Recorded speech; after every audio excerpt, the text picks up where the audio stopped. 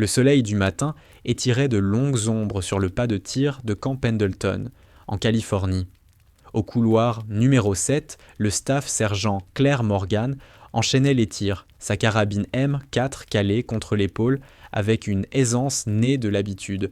Petite, les cheveux sombres strictement ramenés en chignon réglementaire, des lunettes à monture fine posées sur le nez, elle avait davantage l'allure d'une bibliothécaire studieuse que d'une marine, une confusion qu'elle cultivait volontiers. Les détonations se succédaient à un rythme régulier. À 300 yards, chaque balle atteignait la cible. Rien de spectaculaire, rien de catastrophique non plus. Juste ce qu'il fallait pour être qualifié sans attirer l'attention. Une performance discrète, pensée pour lui permettre de se fondre dans le décor d'un exercice de plus, invisible au milieu des Marines plus massifs, plus bruyants, ceux qui occupaient toujours tout l'espace. Depuis la tour d'observation, le caporal Jake Reynolds suivait la scène, bras croisés, un sourire narquois accroché aux lèvres. À 28 ans, il imposait naturellement sa présence dans son treillis désert. Grand, sûr de lui, débordant d'assurance, il arborait son insigne de tireur désigné comme une couronne, le chouchou du bataillon, celui que tout le monde voulait avoir à ses côtés quand les choses devenaient sérieuses. Et il s'était assuré, ces 4 dernières années, que personne ne l'oublie. « Regardez-moi, Morgan !» lança-t-il aux marines près de lui sans prendre la peine de baisser la voix. À 30 yards, et elle sursaute encore. Il faudrait que quelqu'un lui montre comment tirent donc les vrais Marines. Quelques rires étouffés parcoururent la tour. Claire entendit tout. Comme toujours, son visage pourtant ne trahit rien lorsqu'elle sécurisa son arme et recula de la ligne de tir. 3 ans, dans le corps, lui avaient appris une chose essentielle. Répondre ne faisait qu'aggraver la situation. Mieux valait se taire. Mieux valait rester petite, effacée, et les laisser penser ce qu'ils voulaient. Elle rassemblait son équipement lorsque Jake apparut à son côté, sourire large, faussement bienveillant. « Hé Morgan, reste un peu après, je vais te montrer comment resserrer ton groupement. » Aucun mal à demander conseil au meilleur tireur du bataillon. Elle leva les yeux vers lui, parfaitement neutre. « C'est très aimable de votre part, caporal. On est dans la même équipe, non ?» Il lui tapa l'épaule avec suffisamment de force pour la faire vaciller d'un pas. On ne peut pas se permettre que notre spécialiste transmission se fasse descendre si ça chauffe. Quelqu'un doit veiller sur toi, là dehors. Chaque mot dégoulinait de condescendance. Claire serra la mâchoire, hocha la tête. J'apprécie votre sollicitude. 25 minutes plus tard, elle se tenait à ses côtés, à l'extrémité du champ de tir. Jake parlait comme un professeur sûr de lui, s'adressant à une élève qu'il jugeait manifestement lente. Son fusil de précision M4A5 reposait sur la table entre ce... Il avait l'assurance tranquille de quelqu'un que personne n'avait jamais vraiment mis à l'épreuve. Tu vois, Morgan, ce que la plupart des gens ne comprennent pas, c'est que le tir de précision, ce n'est pas seulement appuyé sur une détente, il saisit l'arme et l'épaula avec une précision presque théâtrale. C'est la respiration, la discipline du doigt, l'alignement des organes de visée, les bases. Claire l'observait, les mains croisées dans le dos, au garde-à-vous. « Je vois. » Et puis, il y a la question des femmes au combat. Sa voix prit un ton qu'il croyait sans doute compatissant. Sans vouloir te manquer de respect, votre physiologie est différente, main plus petite, moins de force dans le haut du corps. Il faut compenser. Il tira. À 300 yards, l'impact se fit 2 pouces à gauche du centre. Correct. Classique. Le genre de tir qui impressionnait les civils et suffisait pour les qualifications, mais qui ne sauvait personne quand tout partait en vrille. « Tu vois ?» sourit-il. « Voilà comment on fait. Le secret, c'est une respiration régulière. 4 temps à l'inspiration, 2 en apnée, 4 à l'expiration, et tu presses. Jamais pendant la pause respiratoire naturelle. » Claire acquiesça, attentive, non parce qu'elle apprenait quoi que ce soit, mais parce qu'elle recensait mentalement chaque erreur, chaque approximation, chaque faille révélant ce qu'il était réellement. Un bon tireur de niveau bataillon, jamais confronté aux limites de son propre ego. « Je peux essayer ?» demanda-t-elle doucement. « Bien sûr. » Jake recula d'un geste magnanime. « Souviens-toi de ce que je t'ai dit sur la respiration, et ne te crispe pas.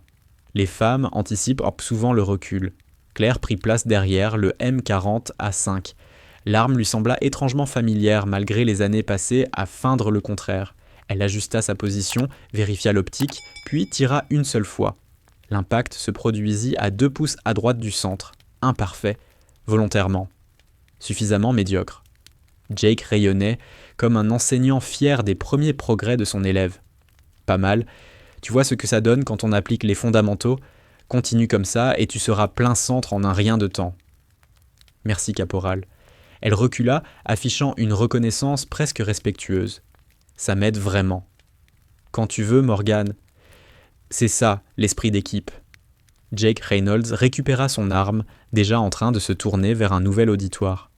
N'oublie pas ce que je t'ai appris. Ça pourrait bien te sauver la vie un jour. Claire le regarda s'éloigner. Cette assurance tranquille dans chacun de ses pas, cette certitude presque insolente d'avoir toujours raison. Elle se demanda ce qu'il dirait s'il connaissait la vérité. S'il comprenait que chacune de ses explications était fausse, que les méthodes qu'il exposait avec tant d'aplomb relevaient d'une compréhension superficielle. Le genre de savoir approximatif qui coûtait des vies lorsque la situation exigeait l'excellence plutôt que la simple suffisance. Mais il ne le saurait jamais, parce que Claire Morgan avait passé 3 années entières à s'assurer que personne ne découvre ce qu'elle était réellement. Le souvenir la frappa alors qu'elle regagnait les baraquements. Elle avait de nouveau 14 ans. Autour d'elle, les montagnes du Colorado disparaissaient sous la neige, le vent gémissait dans les pins, et la voix calme de son père résonnait à son oreille. « Claire, oublie tout ce que tu crois savoir sur la compensation physique. » Robert Morgan s'était agenouillé près d'elle. Ses mains usées par des années de service ajustaient la lunette de la carabine avec la précision d'un chirurgien. Le tir d'élite n'a rien à voir avec la force. Tout est une question de mathématiques et de contrôle nerveux. L'esprit commande au corps. La compréhension l'emporte toujours sur la puissance. Robert Morgan était une légende dans le milieu des opérations spéciales, même si bien peu de gens en dehors de ce cercle fermé connaissaient son nom. 23 ans au sein des forces navales spéciales. 4 déploiements de combat sur 3 continents. 287 éliminations officiellement confirmées, le chiffre réel était sans doute bien plus élevé. La plupart de ces missions restaient classifiées, même après sa mort, enfouies dans des archives qui ne seraient ouvertes que des décennies plus tard. Mais les week-ends, dans les étendues sauvages et isolées près de Durango, il n'était rien d'autre que son père. L'homme qui lui avait appris à lire le vent, à anticiper la trajectoire d'une balle, pendant que d'autres adolescentes apprenaient à se maquiller et à naviguer dans les hiérarchies cruelles du lycée. « Le vent ?» demanda-t-il, son souffle se transformant en buée dans l'air glacé. Claire ferma les yeux, elle écouta. Elle sentit la pression sur sa peau, observa les tourbillons de neige glisser sur le terrain en contrebas. 8 miles par heure, peut-être 9, rafale du nord-ouest, cible à 1000 yards, en montée, angle d'environ 4 degrés. Elle calcula mentalement, intégrant l'altitude, la température, la pression atmosphérique et une douzaine d'autres variables que la plupart des tireurs ignoraient. Chute. Environ 8,40 m, dérive, 45 cm vers la droite en tenant compte du vent et de la rotation. Robert sourit. Pas avec fierté. Il avait cessé d'être surpris par les capacités de sa fille depuis longtemps, mais avec une satisfaction tranquille. « Montre-moi. » Claire se plaça derrière son arme. Pas celle du stand de tir, mais un fusil .308 entièrement personnalisé, que son père avait mis des mois à perfectionner. Elle régla sa respiration. Pas le rythme simpliste que Jake Reynolds prêchait, mais une méthode plus profonde, plus subtile, que Robert avait apprise d'un transfuge russe autrefois maître formateur des meilleurs tireurs soviétiques. Le coup partit net. À 1000 yards, la cible tinta exactement au centre.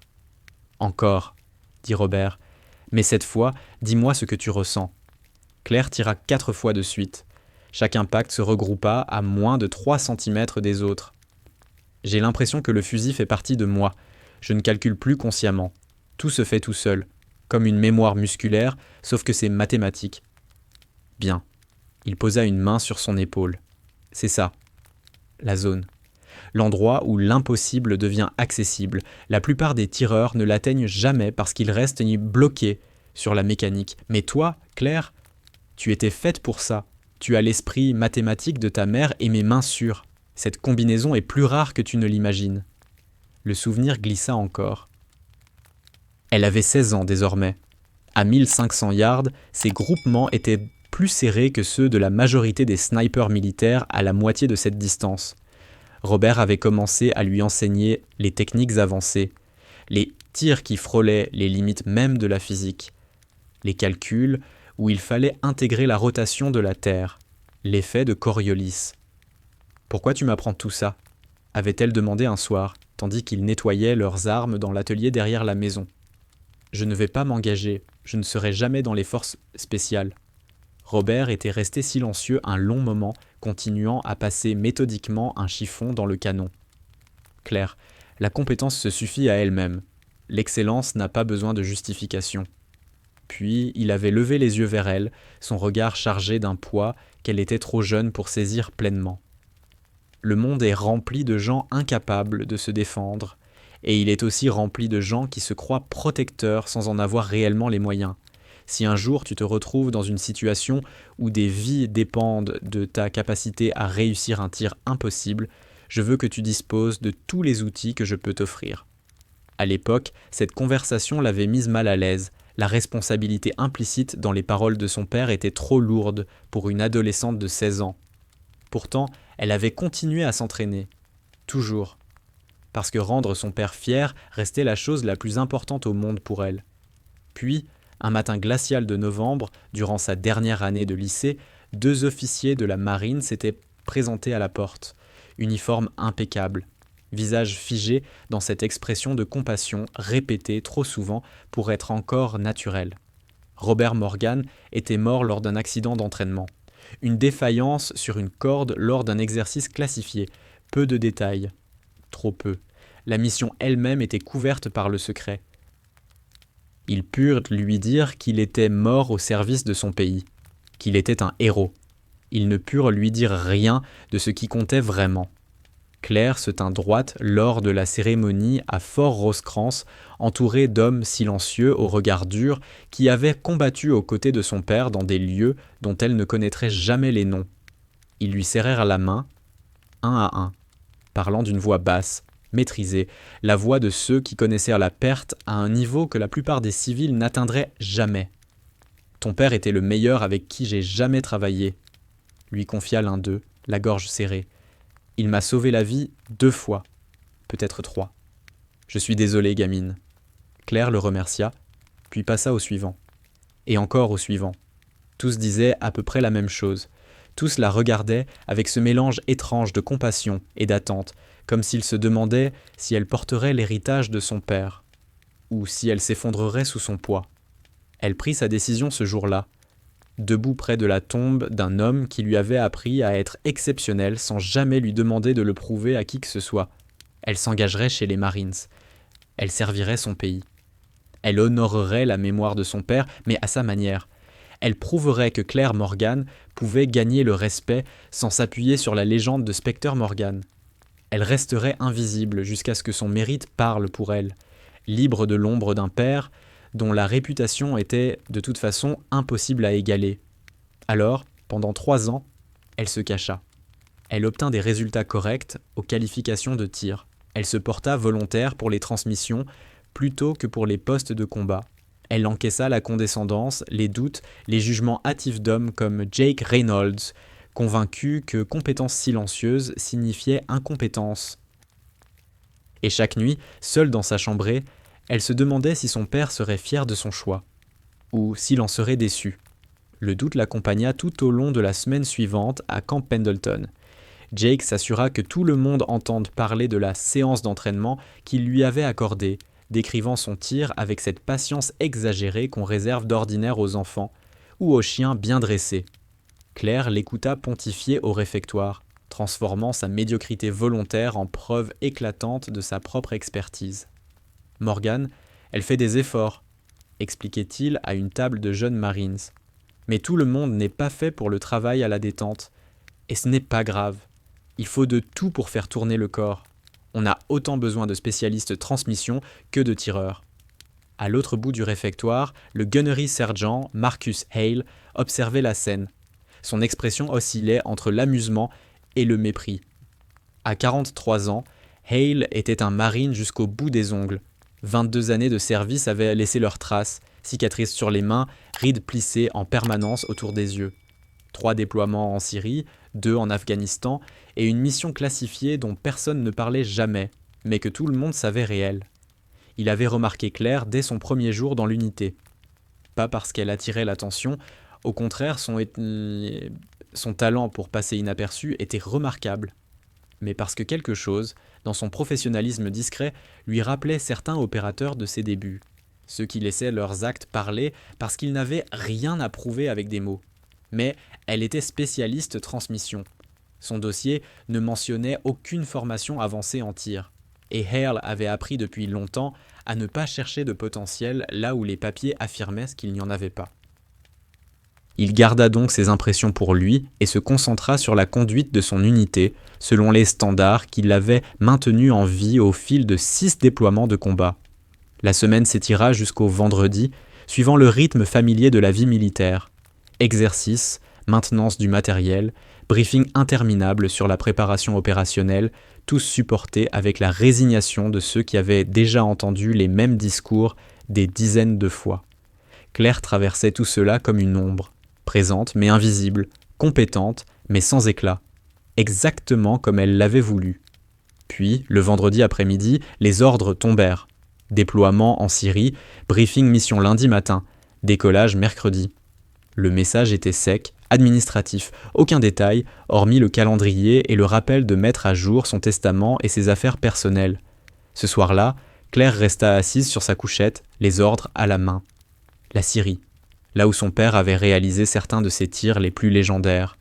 Là où des hommes racontaient encore des histoires sur Spectre Morgan et les choses impossibles qu'il avait accomplies avec un fusil et une lunette.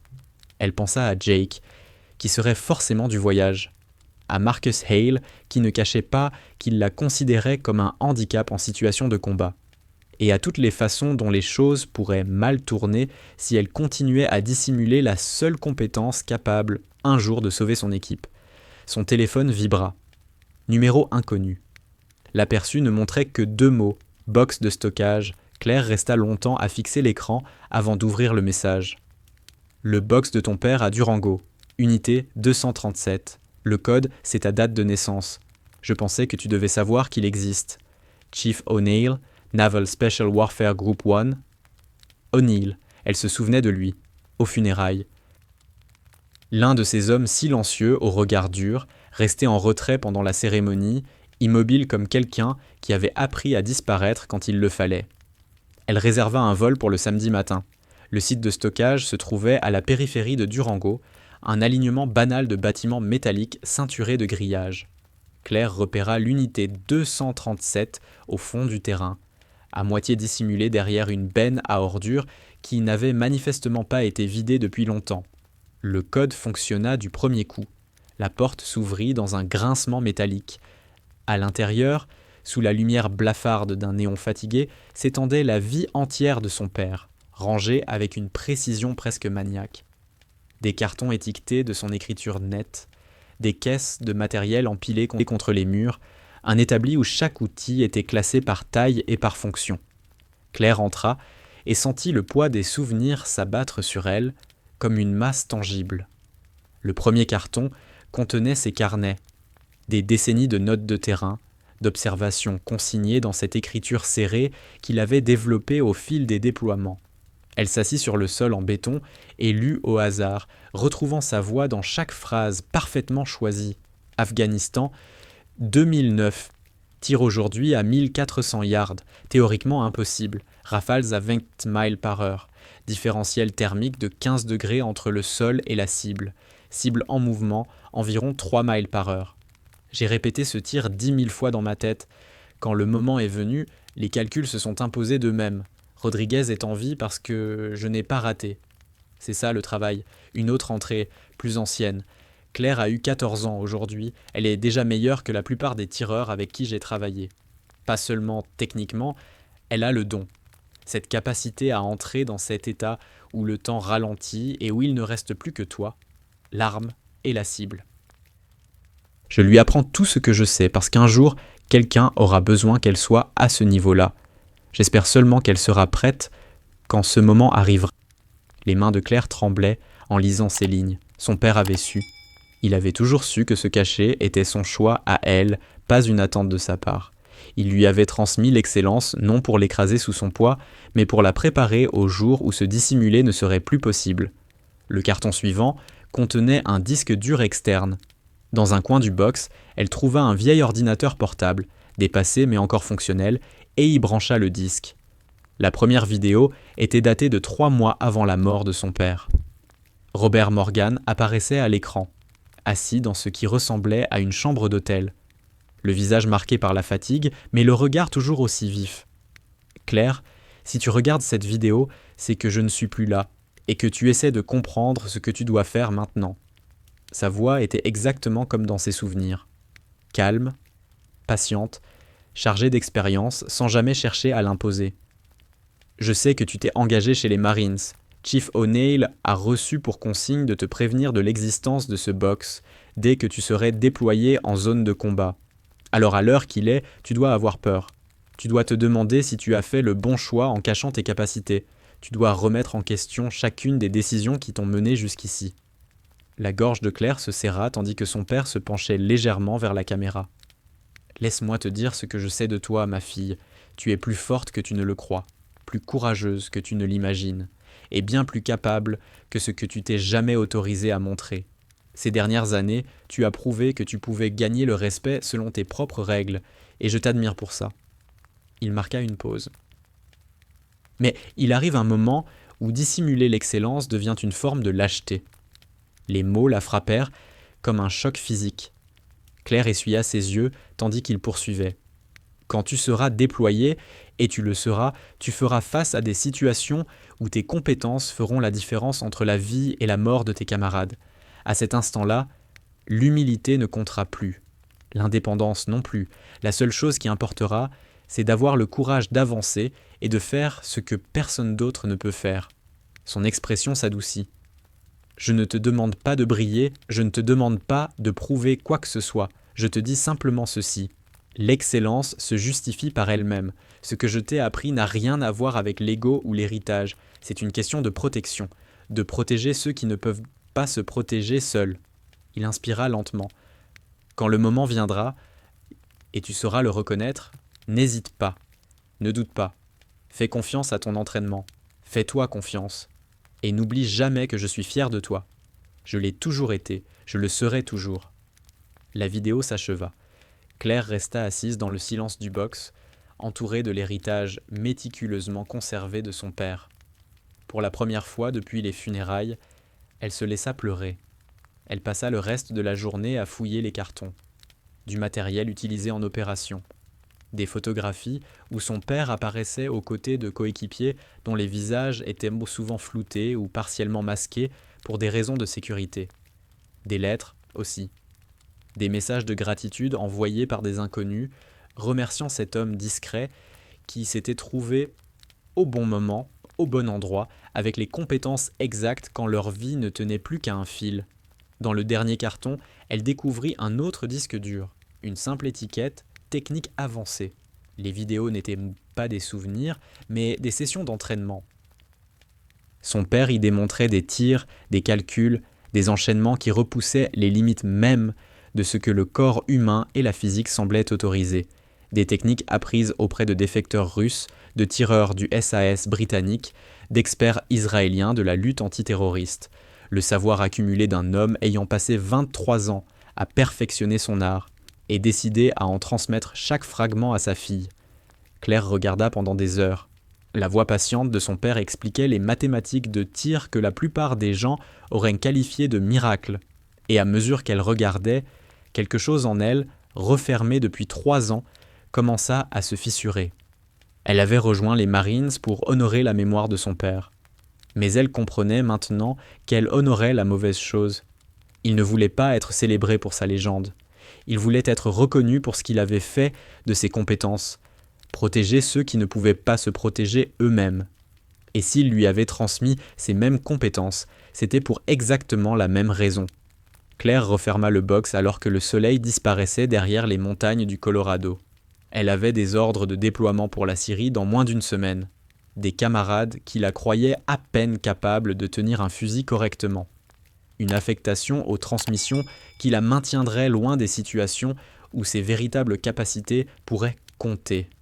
Mais elle avait aussi la voix de son père dans la tête, lui rappelant que, lorsque le moment viendrait, se cacher ne serait plus une option. Elle ignorait à quoi ressemblerait ce moment. Elle ne savait ni quand il arriverait, ni sous quelle forme, mais lorsqu'il se présenterait, Claire Morgan serait prête. Le vol de retour vers la Californie lui offrit le temps de réfléchir, d'assimiler, de se préparer à ce qui l'attendait. Elle n'avait aucune intention de révéler ses capacités au grand jour, ni de devenir soudain quelqu'un d'autre. Mais elle ne se cacherait plus si ce silence devait coûter des vies. Lorsqu'elle atterrit à Camp Pendleton, le dimanche soir, quelque chose avait changé dans sa façon de se mouvoir. Rien de visible, rien qui attire l'attention, simplement une détermination silencieuse, nouvelle, inscrite dans chacun de ses gestes. Le briefing du lundi matin était classifié bien au-delà de son niveau d'habilitation, ce qui lui disait déjà tout sur la gravité de la mission. Marcus Hale se tenait à l'avant de la salle, le visage fermé, exposant ce qu'il pouvait partager avec l'équipe. Déploiement à Raqqa. Les paramètres sont strictement compartimentés, mais comprenez bien ceci. Nous entrons en zone chaude, contact hostile attendu. Ce n'est ni du maintien de la paix, ni un exercice. Une fois au sol, vous appliquez les ordres à la lettre. Pas de héros, pas de cow-boy. C'est clair ? Oui, Gunnery Sergeant, répondit la salle à l'unisson. Le regard de Hale balaya l'équipe et s'attarda une fraction de seconde sur Claire. Morgan, je te veux à la base avancée pour les communications. C'est une mission d'action directe. J'ai besoin de mes tireurs en première ligne. Claire soutint son regard. Je peux être plus utile sur le terrain. L'expression de Hale se durcit. Ce n'était pas une proposition. Staff Sergent, vous êtes aux transmissions. Vous restez aux transmissions. De l'autre côté de la pièce, Jake Reynolds esquissa un sourire suffisant. Claire le perçut du coin de l'œil, mais ne réagit pas. Elle se contenta de hocher la tête. Bien compris, Gunnery Sergeant. Mais dans son esprit, la voix de son père résonnait clairement. Quand le moment viendra, tu le sauras. Le moment approchait. Elle le sentait comme un orage qui s'amasse à l'horizon. Et quand il éclaterait, Claire Morgan cesserait enfin de se cacher. 3 jours plus tard, le C-130 Hercule se posa brutalement sur la piste de la base avancée FOB, Falcon Ridge. Claire ressentit l'impact jusque dans les os, tandis que l'appareil rebondissait sur le tarmac, les moteurs hurlant en inversion de poussée. Autour d'elle, les Marines vérifiaient leur équipement avec cette nervosité contenue propre à ceux qui s'apprêtent à entrer dans un monde où chaque ombre peut dissimuler une menace. Assis en face d'elle, Jake nettoyait son M40A5 avec un soin exagéré. Il avait passé la majeure partie du vol à raconter ses scores de tir et les cibles qu'il comptait éliminer dès le premier contact. Le numéro était désormais familier. Jake avait besoin d'un public comme d'autres ont besoin d'oxygène. « T'inquiète pas, Morgan, » lança-t-il assez fort pour couvrir le bruit des moteurs. « Je veillerai sur toi là-bas. On ne va pas laisser notre spécialiste radio se faire descendre avant même qu'elle ait pu sortir son poste. » Claire ne répondit pas. Elle avait appris que le silence était l'arme la plus efficace contre la condescendance de Jake, qu'il pense ce qui le rassurait. La vérité finirait par se révéler. Marcus Hale avançait dans la soute avec l'efficacité tranquille d'un homme qui avait fait ce voyage trop souvent pour encore en ressentir l'excitation. Ses yeux enregistraient chaque marine, chaque pièce d'équipement, chaque détail susceptible de faire la différence une fois hors de la relative sécurité de la base. Son regard passait en revue chaque marine, chaque arme, chaque détail susceptible de faire basculer une mission du succès à l'échec dès qu'il quitterait la sécurité relative de la base avancée. Écoutez bien. La voix de Marcus Hale trancha le vacarme ambiant. On se pose, on se rend directement en salle de briefing. Le renseignement a des mises à jour sur notre objectif principal. La situation est évolutive. Les paramètres ont peut-être changé. Restez vigilants, restez concentrés. Des questions, il n'y en eut aucune. Tous avaient déjà vécu ce scénario. lors d'exercices ou de déploiements précédents. Les vraies questions, celles qui comptaient, n'auraient pas de réponse avant que les premières balles ne sifflent. La FOB Falcon Ridge ressemblait à une forteresse plantée en territoire hostile. Des barrières de béton encerclaient le périmètre en couches combinaisons successives. Les miradors, hérissés d'armes et de capteurs, dominèrent la zone. À l'intérieur, une petite ville de structures temporaires abritait la machinerie de la guerre moderne. Centres de commandement, armurerie, installations médicales et des centaines de personnels nécessaires au maintien d'une présence américaine dans une région qui ne voulait pas d'eux. La salle de briefing était étroite, surchauffée. Une vingtaine de marines s'entassèrent autour d'une table couverte de cartes et d'images satellites. Claire se plaça près du fond, carnet prêt, attentive à chaque mot à venir. Un capitaine qu'elle ne connaissait pas se tenait à la tête de la table. Trop jeune pour son grade, probablement passé par un programme accéléré. Son regard portait le poids d'informations qu'il aurait préféré ne jamais détenir. « Messieurs, staff sergent », ajouta-t-il en inclinant brièvement la tête vers Claire. « Votre mission principale consiste à sécuriser une cache d'armes dans le secteur industriel de Raqqa. Le renseignement indique un stock important de munitions et d'explosifs utilisés pour alimenter des attaques contre les forces de la coalition. » Il tapota la carte, mettant en évidence un groupe de bâtiments à près de 5 km en territoire hostile. Cependant, de nouvelles informations modifient la nature de l'opération. Cette cache sert également de point de rendez-vous à une cible de très haute valeur. Il projeta une photo sur l'écran. Un homme d'une cinquantaine d'années, barbe soigneusement taillée, regard glacial, Karim Al-Fard, artificier. Responsable de 52 pertes américaines confirmées au cours des 18 derniers mois. Plusieurs engins explosifs improvisés ayant frappé nos convois et nos bases avancées. Il rencontre actuellement des contacts iraniens sur le site afin d'étendre son réseau. Un silence pesant s'abattit sur la pièce. Une cible de haute valeur impliquait toujours plus de risques, mais aussi plus d'enjeux. Ce n'était plus une simple mission de routine. C'était le genre d'opération capable de modifier l'équilibre tactique de toute la région. Votre objectif est de sécuriser la cache et de capturer ou neutraliser Al-Fard. Le ton du capitaine restait neutre, mais personne n'ignorait le sous-entendu. La capture était l'objectif officiel. L'élimination, l'issue la plus probable. Fenêtre d'intervention, 6 heures après insertion. Au-delà, le renseignement estime qu'il aura disparu. Et nous n'aurons pas de seconde chance avant des mois si jamais il y en a une. Marcus Hale étudia la carte avec l'intensité d'un homme jonglant avec 1000 variables quasi à la fois. Règle d'engagement ? ROE standard. Identification positive requise, mais soyez clair sur ce point. Al-Fard est considéré comme une menace imminente pour les forces américaines. Si vous avez un tir propre, vous êtes autorisé à le prendre.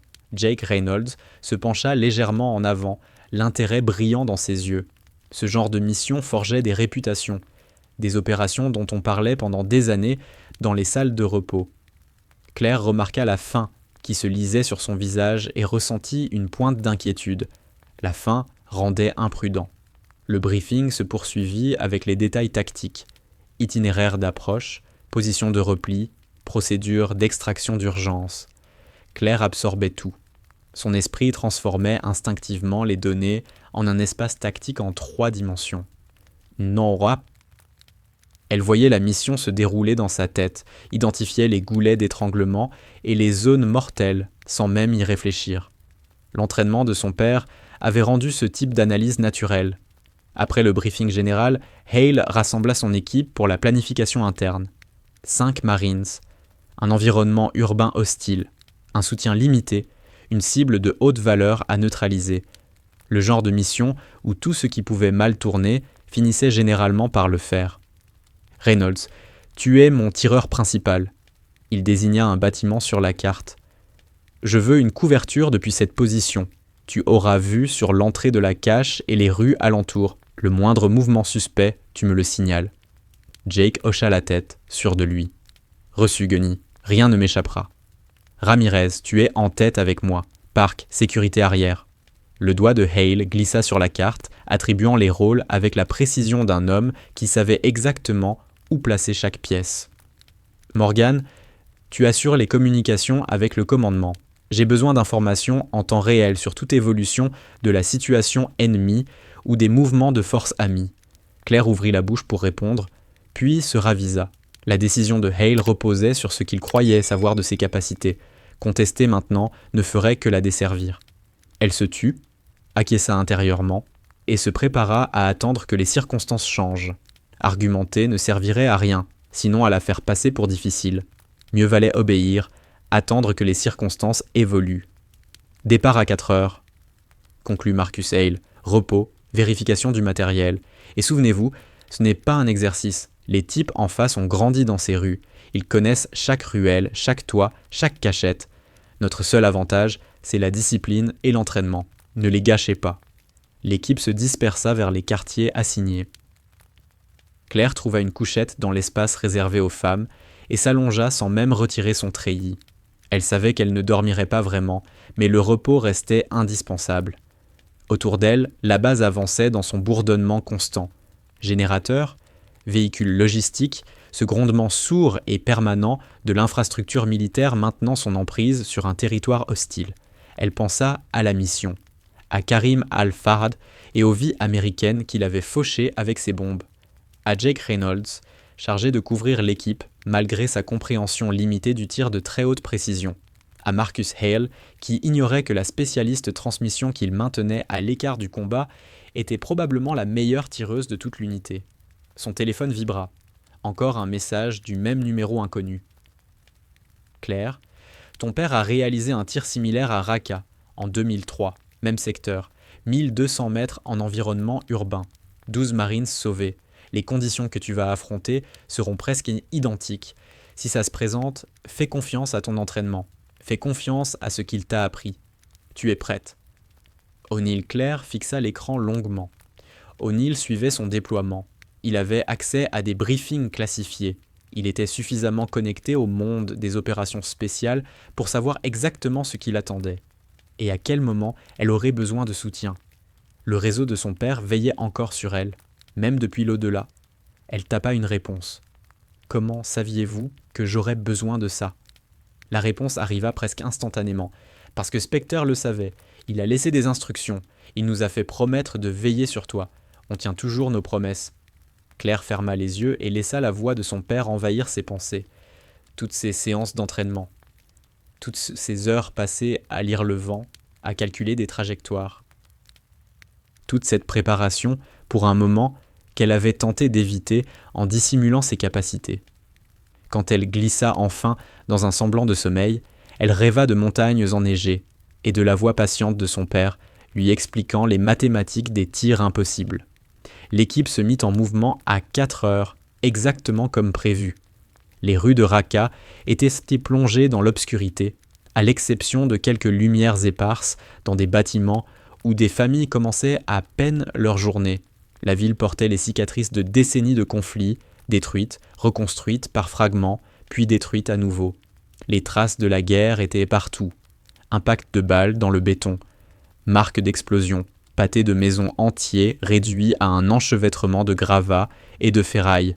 Claire avançait avec l'équipe à travers le dédale urbain, son matériel radio solidement arrimé dans son dos, sa M4 prête à l'emploi. Jake évoluait en avant, scrutant sans cesse les angles et les lignes de tir potentielles.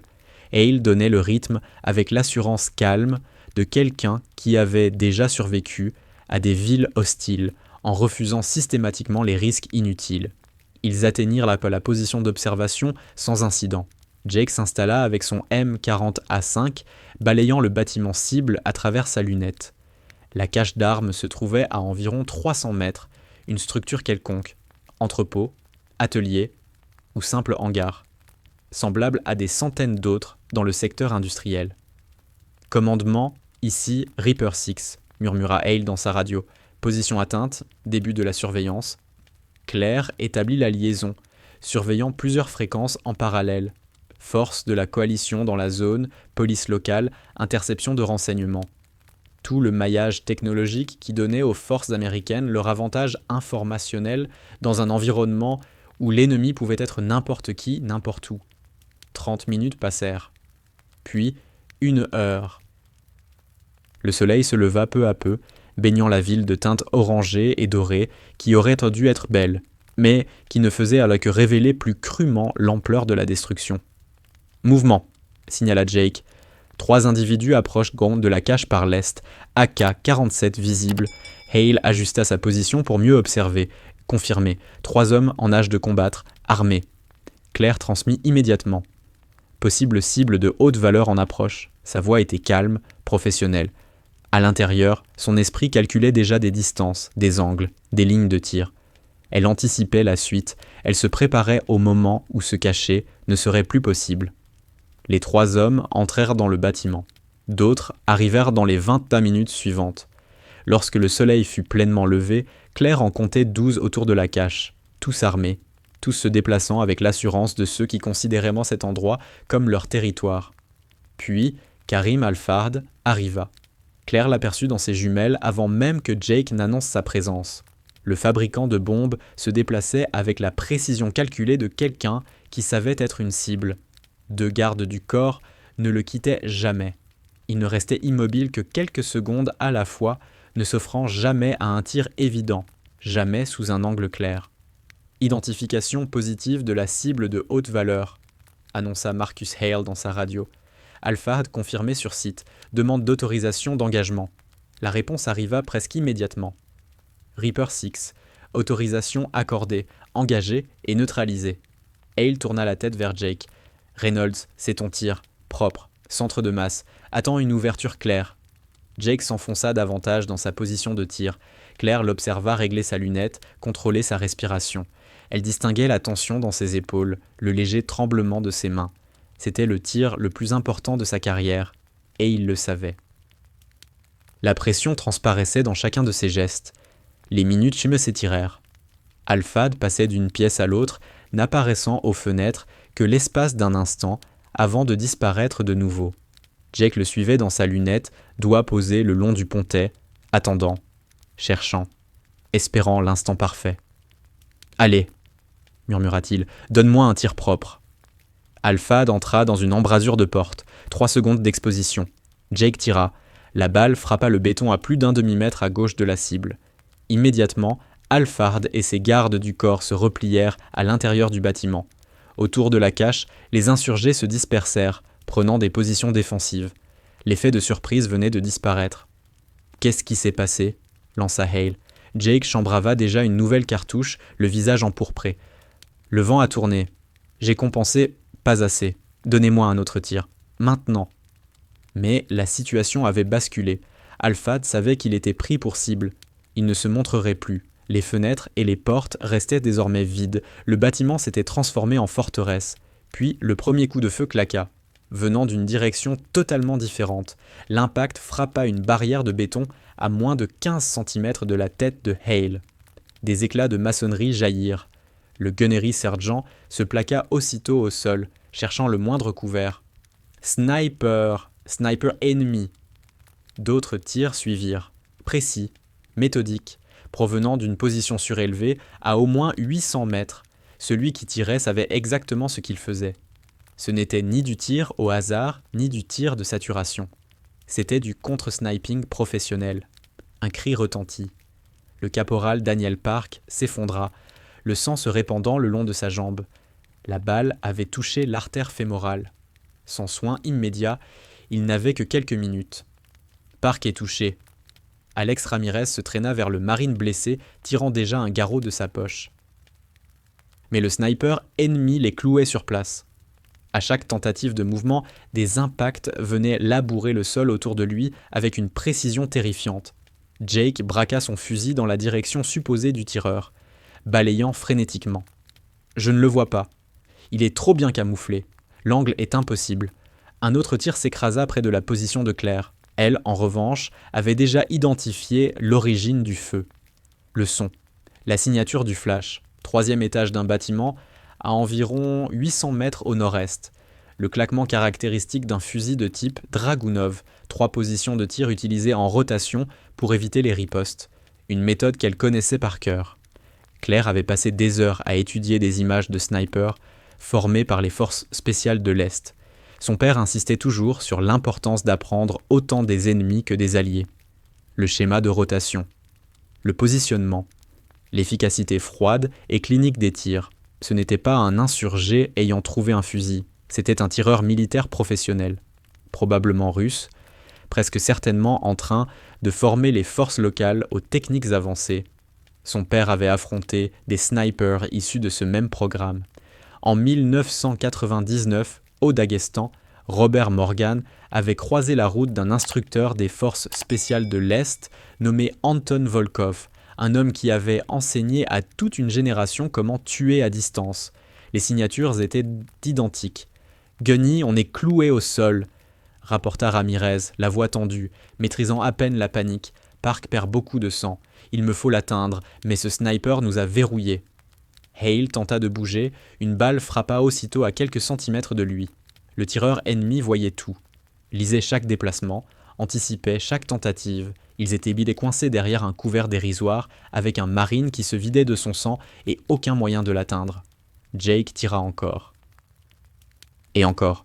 Chaque balle manqua sa cible de plusieurs mètres.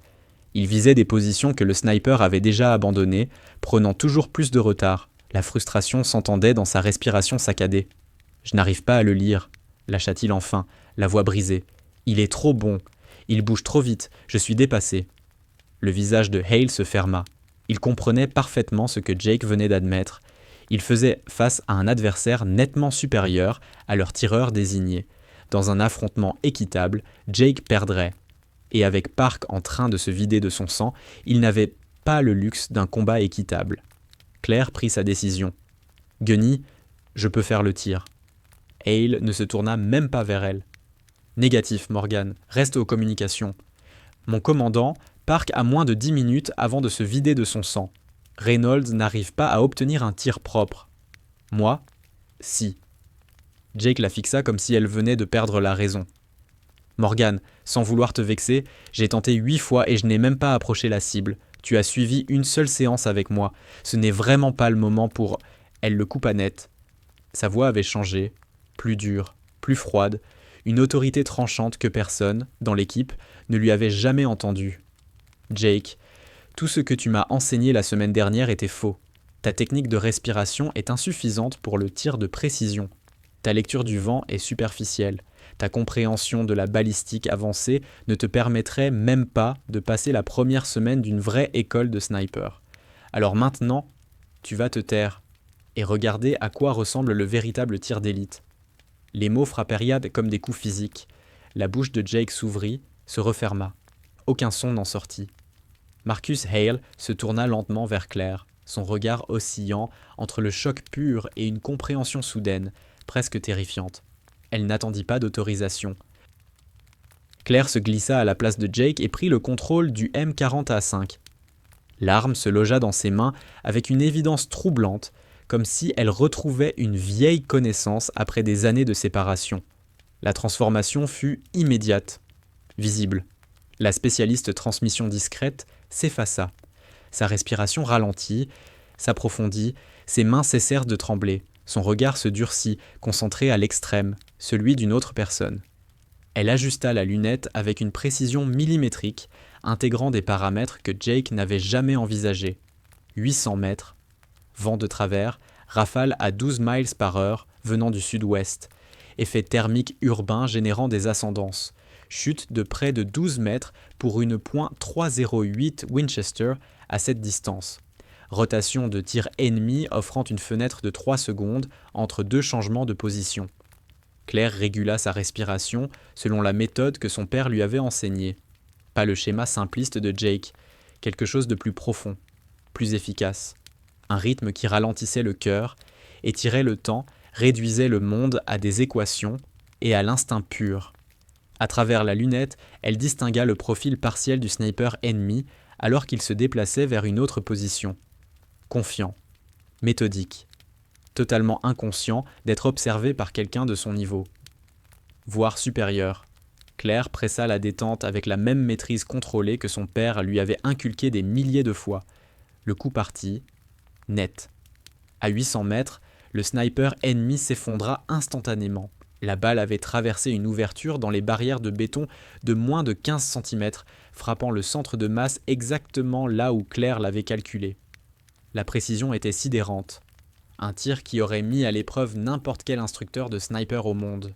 Le silence qui suivit fut total. Chaque marine de l'équipe fixait Claire, figé dans une incrédulité absolue.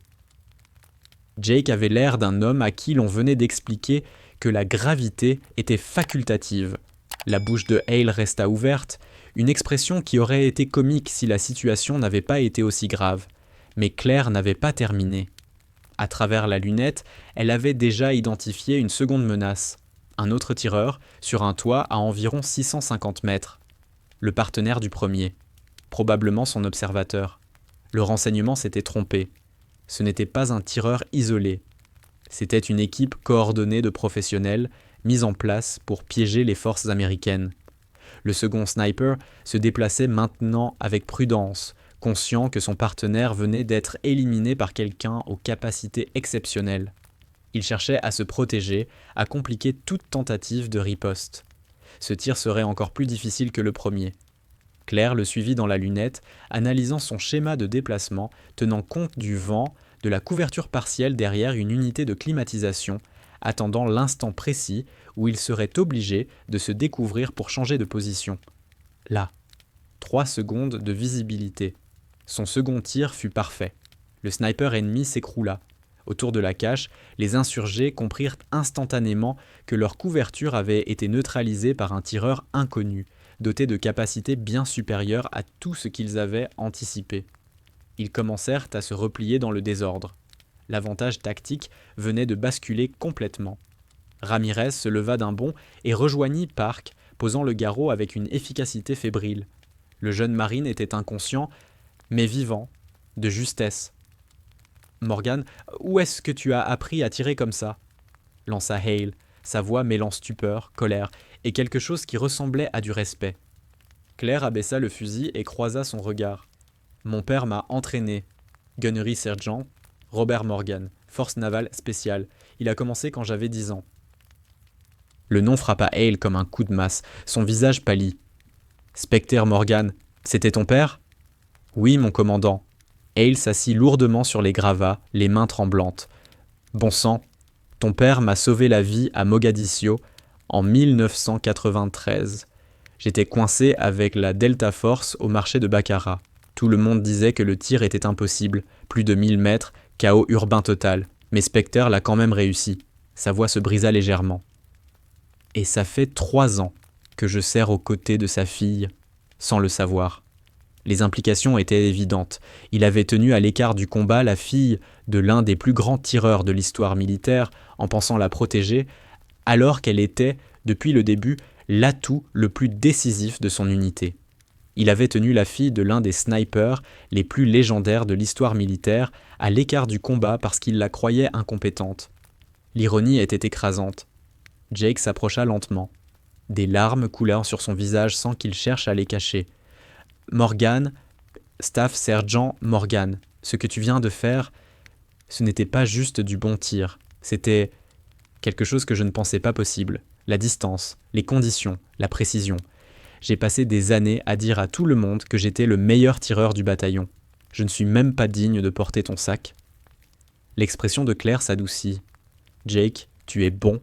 Être tireur de niveau bataillon, ce n'est pas rien. Mais mon père m'a appris une chose. Il y aura toujours quelqu'un de meilleur. Toujours quelque chose de plus à apprendre. Reste humble. Continue de t'entraîner. C'est comme ça qu'on progresse. » De son côté, Alex Ramirez avait stabilisé Daniel Park suffisamment pour permettre une évacuation. La crise immédiate était passée, mais la mission, elle, ne l'était pas. Karim Al-Fahd se trouvait toujours dans le bâtiment, probablement en train de préparer sa fuite maintenant que sa couverture avait été neutralisée. La radio de Hale grésilla. « Reaper 6, ici commandement. 3 véhicules en approche depuis le sud. Renfort ennemi probable. Vous devez extraire. » Mais Claire balayait déjà le bâtiment cible à travers sa lunette. Un mouvement. 3e étage. Bref, presque imperceptible, mais suffisant. Gunny, j'ai Al-Fahd en visuel. Hale la rejoignit et observa à son tour avec ses jumelles. Le fabricant de bombes apparaissait par intermittence, passant d'une pièce à l'autre, manifestement en train d'organiser son évacuation. La fenêtre d'opportunité se refermait à une vitesse alarmante. « Distance ?» demanda Hale. Claire consulta son télémètre. 1247 mètres. Le chiffre resta suspendu dans l'air, lourd comme un défi. À cette distance, le M40A5 flirtait avec ses limites absolues. En ajoutant un environnement urbain, une cible mobile et la présence potentielle de civils, on entrait dans le genre de tir que la plupart des snipers refuseraient catégoriquement de tenter. « C'est impossible, » murmura Jake. « Même en sachant ce que tu sais faire, c'est presque 1 kilomètre à travers une ville. Les couloirs de vent rendent tout imprévisible. Les thermiques des bâtiments créent des ascendances qu'on ne peut pas compenser. Et si tu rates, si la balle dévie, tu peux toucher des civils. » Claire observa Alphard dans sa lunette. Il suivait un schéma régulier. 3 secondes de visibilité par cycle. Le vent était instable, mais mesurable. Les effets thermiques étaient complexes, mais calculables. Le risque pour les civils était réel, mais contrôlable si le timing était parfait. Elle pensa à son père, aux box de stockage dans le Colorado, aux vidéos qu'il lui avait laissées, au message d'O'Neill indiquant que Spectre Morgan avait réalisé un tir similaire dans ce même secteur, des années plus tôt, à toutes ces heures d'entraînement, à tous ces calculs, à toute cette préparation pour un instant exactement comme celui-ci. « Je peux faire le tir, » dit Claire. Sans arrogance, juste un constat. Hale la dévisagea longuement. Il avait servi avec les meilleurs tireurs du monde, aux côtés d'opérateurs des forces navales spéciales et de tireurs d'élite de la Delta Force. Il avait vu Spectre Morgan réussir des tirs défiant la physique. Et en regardant Claire, il retrouva ce même regard, cette concentration glaciale, la même certitude silencieuse. « Morgan, je ne donne pas un ordre, je te pose une question. Est-ce que tu peux réussir ce tir ?» Le téléphone de Claire vibra dans sa poche. Elle le sortit. Un nouveau message d'O'Neill. Une photo, cette fois. Son père, en tenue de combat complète, fusil en main, debout dans ces mêmes rues, 13 ans plus tôt. En dessous, une seule phrase. « Il croyait en toi. Nous aussi. » Claire rangea le téléphone et se mit en position pour son tir final. « Oui, mon commandant, je peux réussir ce tir. » Hale hocha lentement la tête. « Alors tu es autorisé à engager.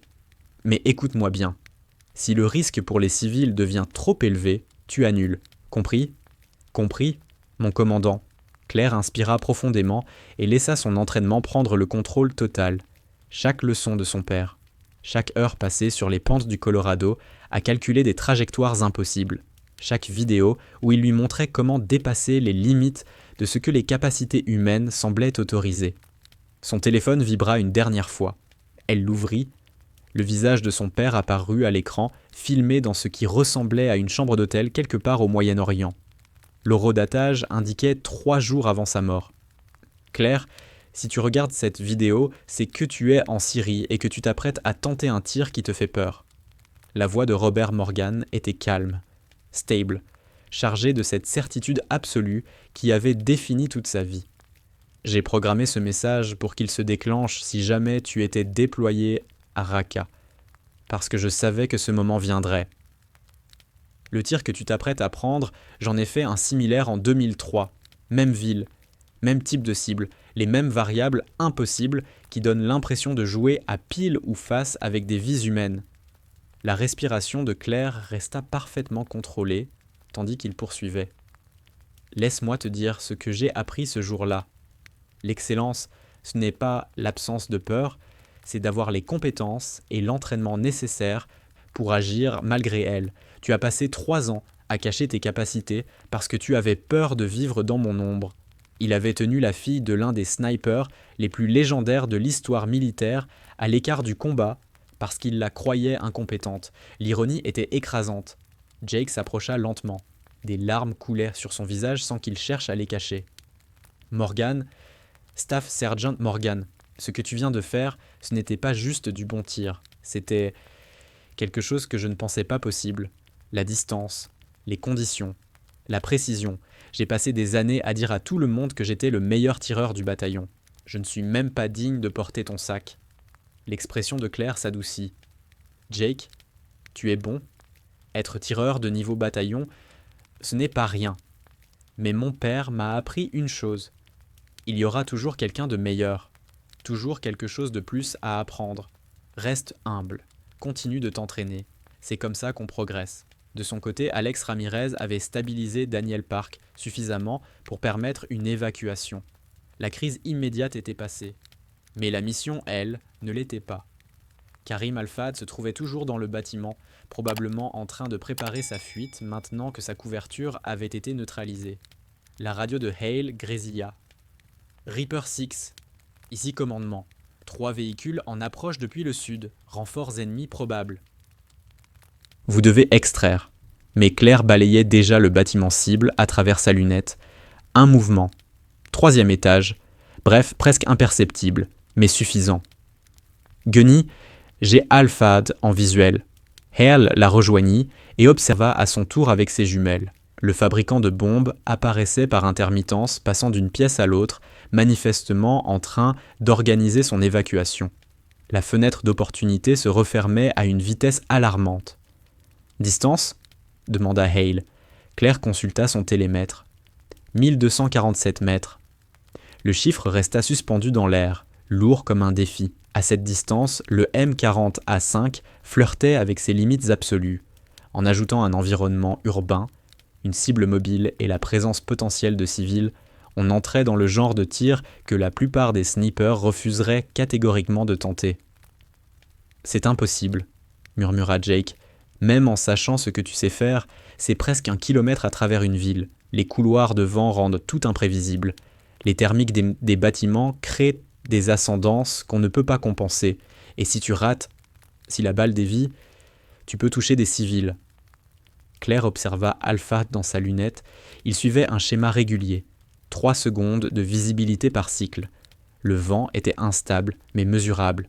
Les effets thermiques étaient complexes, mais calculables. Le risque pour les civils était réel, mais contrôlable si le timing était parfait.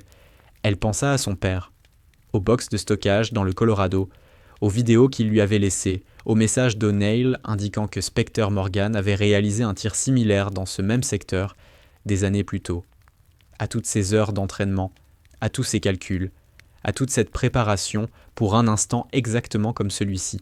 « Je peux faire le tir », dit Claire, sans arrogance, juste un constat. Hale la dévisagea longuement. Il avait servi avec les meilleurs tireurs du monde. Aux côtés d'opérateurs des forces navales spéciales et de tireurs d'élite de la Delta Force. Il avait vu Spectre Morgan réussir des tirs défiant la physique, et en regardant Claire, il retrouva ce même regard. Cette concentration glaciale, la même certitude silencieuse. « Morgan, je ne donne pas un ordre, je te pose une question. Est-ce que tu peux réussir ce tir ?» Le téléphone de Claire vibra dans sa poche. Elle le sortit. Un nouveau message d'O'Neill, une photo cette fois. Son père, en tenue de combat complète, fusil en main, debout dans ces mêmes rues, 13 ans plus tôt. En dessous, une seule phrase. « Il croyait en toi, nous aussi. » Claire rangea le téléphone et se mit en position pour son tir final. « Oui, mon commandant. Je peux réussir ce tir. » Hale hocha lentement la tête. « Alors tu es autorisé à engager. Mais écoute-moi bien. Si le risque pour les civils devient trop élevé, tu annules. Compris ? » ?»« Compris, mon commandant. » Claire inspira profondément et laissa son entraînement prendre le contrôle total, chaque leçon de son père, chaque heure passée sur les pentes du Colorado à calculer des trajectoires impossibles, chaque vidéo où il lui montrait comment dépasser les limites de ce que les capacités humaines semblaient autoriser. Son téléphone vibra une dernière fois. Elle l'ouvrit. Le visage de son père apparut à l'écran, filmé dans ce qui ressemblait à une chambre d'hôtel quelque part au Moyen-Orient. L'horodatage indiquait 3 jours avant sa mort. Claire, si tu regardes cette vidéo, c'est que tu es en Syrie et que tu t'apprêtes à tenter un tir qui te fait peur. La voix de Robert Morgan était calme, stable, chargée de cette certitude absolue qui avait défini toute sa vie. J'ai programmé ce message pour qu'il se déclenche si jamais tu étais déployé à Raqqa, parce que je savais que ce moment viendrait. Le tir que tu t'apprêtes à prendre, j'en ai fait un similaire en 2003, même ville, même type de cible. Les mêmes variables impossibles qui donnent l'impression de jouer à pile ou face avec des vies humaines. La respiration de Claire resta parfaitement contrôlée, tandis qu'il poursuivait. « Laisse-moi te dire ce que j'ai appris ce jour-là. L'excellence, ce n'est pas l'absence de peur, c'est d'avoir les compétences et l'entraînement nécessaires pour agir malgré elle. Tu as passé 3 ans à cacher tes capacités parce que tu avais peur de vivre dans mon ombre. Mais Claire, tu n'as jamais été dans mon ombre. Tu as toujours été dans ta propre lumière. Il te manquait seulement le courage de laisser les autres la voir. » L'image grésilla légèrement. Son père se pencha vers la caméra, le regard chargé de cette intensité qu'elle connaissait si bien. « Le tir que tu t'apprêtes à tenter, tu peux le réussir. Je le sais, parce que c'est moi qui t'ai appris comment faire. Chaque variable que tu calcules en ce moment, nous les avons travaillées ensemble. Chaque doute que tu ressens, je l'ai ressenti aussi. Mais retiens ceci, quelque part dans ce bâtiment, ou dans le prochain convoi sur la route, il y a des gens qui ont besoin que tu sois à ce niveau-là. Ils ont besoin que tu fasses le tir que personne d'autre ne peut faire. » Il marqua une pause. « Fais confiance à ton entraînement. Fais-toi confiance. Et sache que je suis avec toi. Toujours. Fais le tir qui compte, Ghost Junior. » La vidéo s'arrêta. Claire rangea le téléphone et posa de nouveau les 2 mains sur son fusil. Sa respiration était parfaitement stable désormais. La peur était toujours là. Mais elle s'était transformée en concentration, en détermination, en cette certitude absolue qui naît lorsqu'une vie entière de préparation rencontre enfin son instant décisif. Jake s'installa près d'elle avec sa longue vue, toute trace de suffisance effacée. « Dis-moi ce dont tu as besoin, Claire. » Distance exacte, 1247 mètres. Appel de vent toutes les 30 secondes. Suis le schéma de déplacement d'Alphard et dis-moi quand il est à 3 secondes d'apparaître à la fenêtre. Reçu. Après ce que j'ai vu aujourd'hui, je te fais confiance pour toucher une cible sur la Lune. Un imperceptible sourire passa sur le visage de Claire. Puis elle entra dans la zone, l'endroit que son père lui avait appris à trouver. Là où le temps ralentit, là où le monde se réduit aux mathématiques et à l'instinct. Distance, 1247 mètres. Vitesse initiale, 790 mètres par seconde. Temps de vol, 2,9 secondes. Dérive du vent, 45 cm à droite. Chute verticale, 12,5 mètres. Effet thermique ascendant, 15 cm TN1 supplémentaire. Avance sur cible mobile, 30 cm. Effet de Coriolis, dérive gyroscopique. Pression barométrique, humidité, une douzaine de variables que la plupart des tireurs n'intégrèrent jamais. Mais Claire les calculait depuis l'âge de 14 ans. Son esprit les traitait désormais sans effort, superposant les équations jusqu'à n'en former qu'une seule solution. « Vent stable à 12, » murmura Jake. Cible visible dans 17 secondes. Le doigt de Claire effleura la détente, établissant ce lien intime entre l'intention et l'action. 10 secondes. Inspiration profonde. 4 temps. L'oxygène envahit ses poumons. 5 secondes. Expiration lente. 4 temps. Le rythme cardiaque chuta. Le monde se contracta.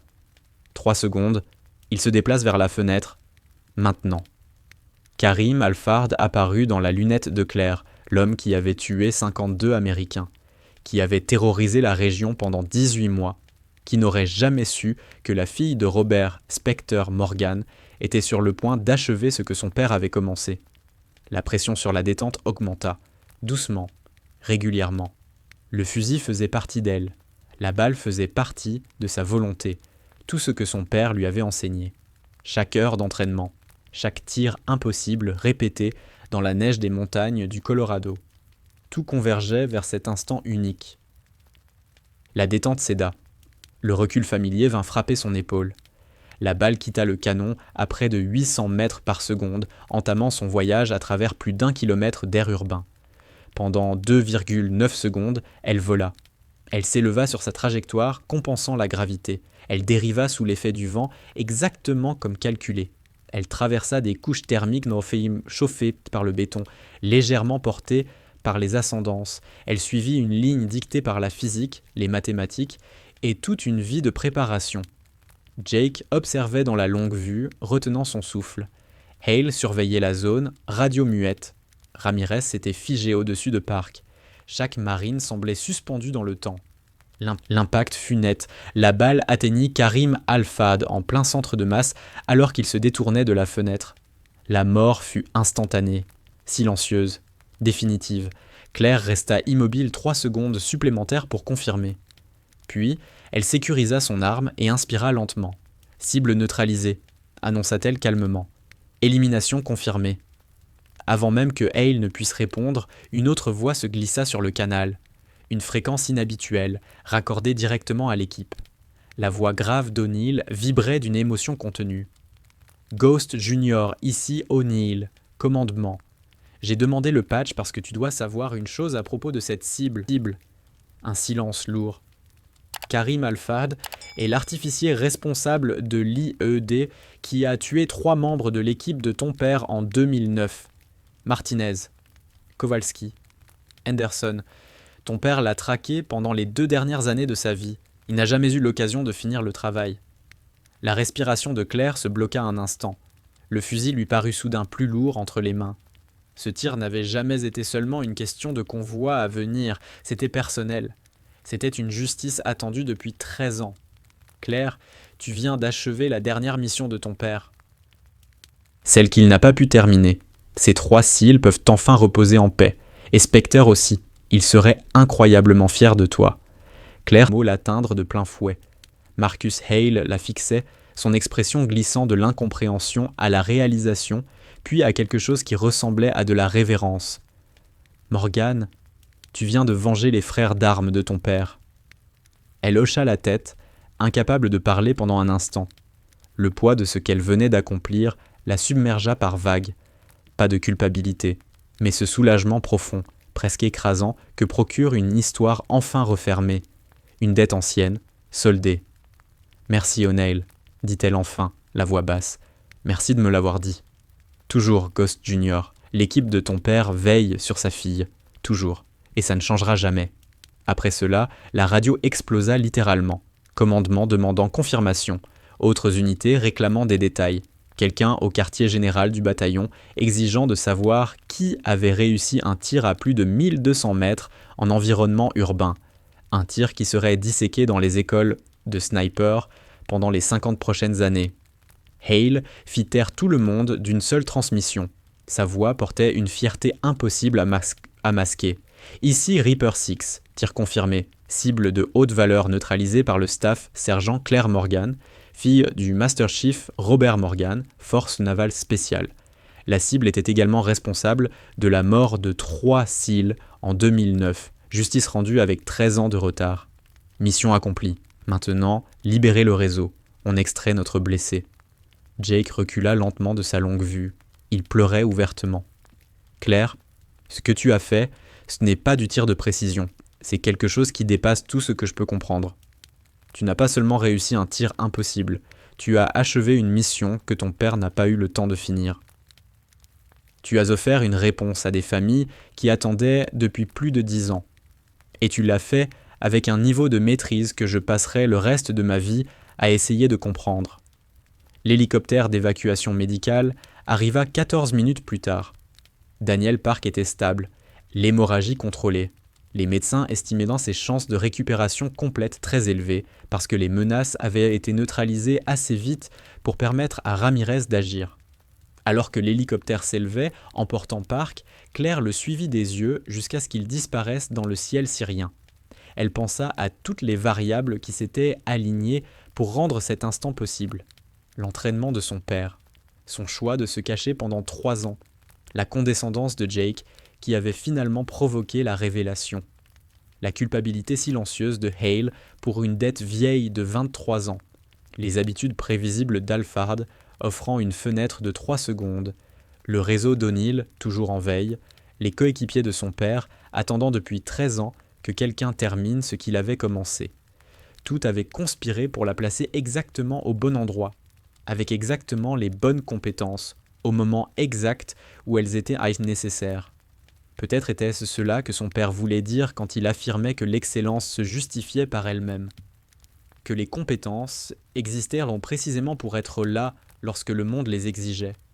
Le vol de retour vers la base se fit dans un silence presque sacré.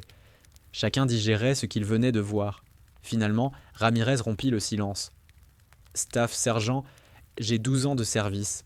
J'ai travaillé avec des snipers, des Marines, des Rangers de l'armée, même des gars de forces spéciales en opération conjointe. Je n'ai jamais vu un tir comme celui d'aujourd'hui. Jamais. Je n'ai même jamais entendu d'histoire pareille. Claire croisa son regard. Mon père a réalisé des tirs encore plus difficiles, dans des conditions pires. Je ne fais que transmettre ce qu'il m'a appris. Ton père devait être quelqu'un d'exceptionnel. Il était le meilleur, répondit Claire.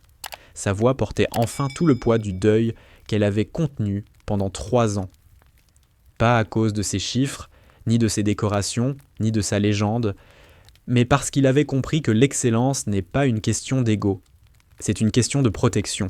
Protéger ceux qui ne peuvent pas se défendre seuls, c'est ce qu'il m'a appris. Et c'est ce que j'enseignerai à mon tour à quiconque voudra apprendre. Les 72 heures suivantes se fondirent dans un tourbillon de débriefing et d'évaluation. Les officiers du renseignement voulaient chaque détail de l'engagement. Des rapports classifiés furent rédigés sur l'élimination de Karim Al-Fahd et de la cellule de snipers entraînée par des forces étrangères. Des psychologues évaluèrent Claire après 3 éliminations en combat réel. Elle répondit à leurs questions avec le même calme maîtrisé que derrière la lunette. Et pendant ce temps, la rumeur se propagea comme une traînée de poudre. La marine fantôme, la spécialiste transmission qui avait défié les lois de la balistique, la fille d'une légende des forces spéciales, dissimulée à la vue de tous pendant 3 ans, la femme qui avait achevé la dernière mission de son père et rendu justice à 3 cils tombés. Le 3e jour, le commandant du corps des Marines appela personnellement. Claire se mit au garde-à-vous dans le bureau improvisé de Hale, tandis que la voix d'un général 3 étoiles résonnait sur la ligne sécurisée. Staff Sergent Morgan, vos actions à Raqqa ont été examinées au plus haut niveau du corps des Marines et du commandement des opérations spéciales conjointes. La voix portait toute l'autorité de la fonction, tempérée par un respect sincère. 3 combattants ennemis neutralisés, dont une cible de très haute valeur, responsable de plus de 50 pertes américaines et de la mort de 3 cils. Une précision de tir et une prise de décision tactique qui dépasse tout ce que couvrent actuellement nos doctrines d'entraînement. Le JSOC qualifiait déjà son dernier tir comme l'un des engagements de sniper les plus complexes et les plus réussis de l'histoire militaire moderne. Claire sentit le poids de la reconnaissance, celle qu'elle avait évitée pendant 3 ans, lui être enfin tendue, sans détour. « Mon général, répondit-elle calmement, je n'ai fait que mon travail, j'ai protégé mon équipe. Négatif, staff sergent. Vous avez fait bien plus que cela. Je suis autorisé à vous proposer une affectation immédiate comme instructrice à l'école de tireurs d'élite des Marines, avec toute latitude pour développer votre propre programme pédagogique. Claire inspira lentement. Mon général, je suis honoré, mais je dois poser une question. Cette offre m'est-elle faite pour ce que j'ai accompli ou pour qui était mon père ? La voix du commandant se durcit légèrement, enveloppée d'une compréhension sans concession. Staff sergent, je n'ai jamais eu l'honneur de rencontrer votre père, mais j'ai étudié les images, les rapports post-action, chaque donnée disponible. Ce que vous avez fait tient entièrement sur votre propre mérite. L'héritage de votre père vous a donné une base, mais c'est vous qui avez eu le courage d'avancer quand il le fallait. C'est vous qui avez pris ces tirs. Cette offre vous est faite pour vous, Claire Morgan, pas pour Spectre Morgan. Elle ne laissa pas passer l'instant. Alors j'accepte, mon général, à une condition, un silence. Les généraux 3 étoiles n'étaient pas habitués à recevoir des conditions d'un simple staff sergent. Dites-la. Je veux former tous ceux qui ont la discipline et la volonté d'apprendre, pas seulement ceux qui pensent déjà être bons. Je veux former ceux qui ne savent pas encore jusqu'où ils peuvent aller, ceux à qui on a dit qu'ils n'étaient pas faits pour le tir de précision parce qu'ils ne correspondaient pas à l'image qu'on se fait d'un sniper. Je veux changer la culture qui m'a maintenu invisible pendant 3 ans, simplement parce que personne n'a pris la peine de regarder au-delà des apparences. Le commandant resta silencieux un long moment. Quand il reprit la parole, son ton avait changé. Quelque chose qui ressemblait à une approbation franche. Accordé, staff sergent, concevez-moi un programme qui identifie et développe le talent, quelle que soit son origine. Vous avez mon autorisation complète et les ressources du corps des Marines derrière vous. Montrez-nous ce que nous avons manqué. » La communication prit fin. Claire resta immobile, mesurant l'ampleur de ce qui venait de se produire. 3 années à se cacher, balayées par 3 tirs. 3 années de doute transformées en une chance de redéfinir la notion même de compétence au sein des Marines. Marcus Hale s'éclaircit la gorge. « Claire, avant que tu ne deviennes une instructrice de légende, j'ai quelque chose à te dire. » Son visage buriné portait les traces de ses 22 années de service, chaque cicatrice, chaque déploiement. « J'ai échoué envers toi. Je t'ai tenu à l'écart des missions parce que j'avais peur. Peur de perdre l'affaire de Spectre, peur parce que je lui devais une dette que je ne pourrais jamais rembourser. L'idée que tu puisses être blessé sous mon commandement me terrorisait. » Sa voix se brisa légèrement. « J'ai laissé ma culpabilité se transformer en surprotection, et ça t'a freiné, c'était une erreur. J'ai manqué de respect à ton père et à toi. » Claire soutint son regard. « Mon commandant, mon père aurait compris. Il savait ce que ça coûtait de survivre quand d'autres ne le faisaient pas. Le poids des vies sauvées, la culpabilité qui en découle, la dette que vous pensez lui devoir. Vous venez de la payer. En me laissant tirer, en me faisant confiance quand ça comptait vraiment. Il serait fier de vous. » Hale hocha la tête, la gorge serrée. « J'espère. » Il lui tendit la main. Claire la serra, sentant les callosités de décennies de service, la force forgée par le combat, et surtout le respect qui avait enfin remplacé le doute. « Une dernière chose, » ajouta Hale en ouvrant un tiroir. Il en sortit un écusson, un insigne personnalisé représentant un réticule de lunettes de tir derrière lequel se dessinait une silhouette fantomatique. « Les gars ont fait fabriquer ça. Ils t'appellent la Marine Fantôme. On s'est dit que tu devais avoir le premier avant que ça devienne officiel. » Claire prit l'écusson, effleurant du bout des doigts la broderie. L'héritage de son père et le sien se fondaient désormais en un seul symbole, un symbole que d'autres Marines porteraient pendant des années. « Merci, mon commandant. » Le vol de retour eut un goût doux amer. Daniel Park avait été évacué vers l'Allemagne pour une intervention chirurgicale, mais les médecins étaient formels. Il récupérerait totalement. Il marcherait à nouveau, servirait à nouveau, vivrait la vie que les tirs de Claire avaient rendu possible. L'équipe était entière. La mission accomplie au-delà de toute attente. Et pourtant, Claire ne pouvait s'empêcher de penser à Martinez, Kowalski et Henderson, les coéquipiers de son père, morts dans l'explosion de cette IED. Et à la façon dont, 13 ans plus tard, la justice avait enfin rattrapé l'homme qui les avait tués. O'Neill l'attendait sur le tarmac à Camp Pendleton. Le vieux chef SEAL se tenait à l'écart des familles et du personnel de l'unité, sa seule présence imposant le respect sans jamais le réclamer. Lorsqu'elle s'approcha, il la serra brièvement contre lui, une étreinte courte mais intense, lourde de sens. « Ton père aurait donné n'importe quoi pour voir ce que tu as fait là-bas, » murmura-t-il, la voix rugueuse d'émotion.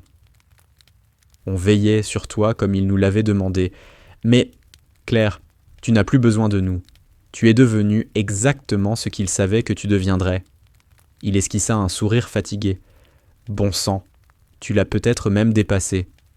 Je n'aurais jamais pu y arriver sans son entraînement. » O'Neill secoua la tête. « L'entraînement, c'est une chose.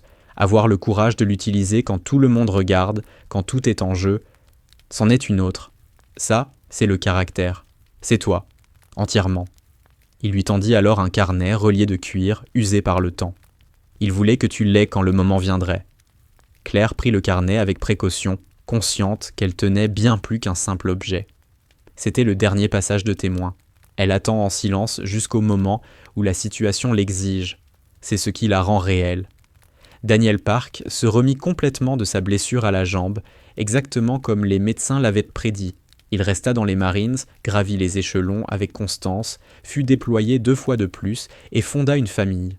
Lorsque sa fille naquit en 2018, il la prénomma Claire Grace Park, en hommage à la femme qui lui avait sauvé la vie grâce à des tirs qui avaient redéfini ce qu'il croyait humainement possible. « Elle connaîtra toute l'histoire quand elle sera assez grande », dit-il à Claire lorsqu'il lui présenta son nouveau-né.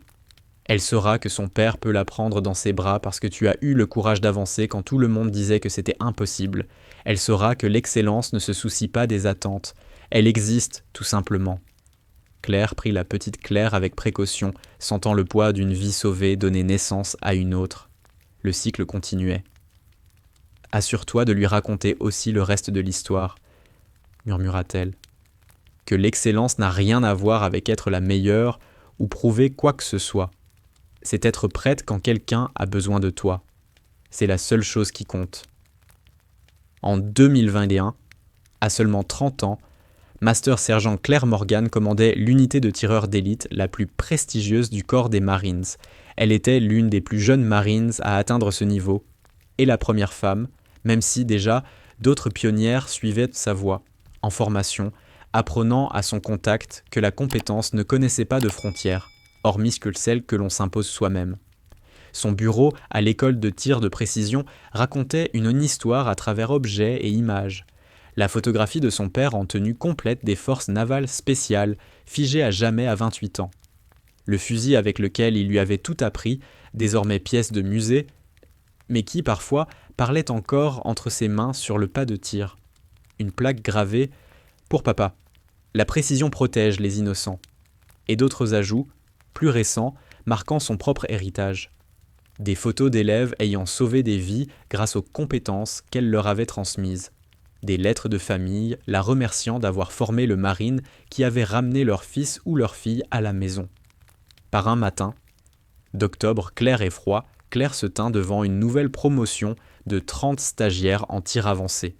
Ils étaient assis en rang, à la fois impatients et incertains, la regardant avec ce mélange de respect et de curiosité qu'inspire une légende dont on ne comprend pas encore la philosophie.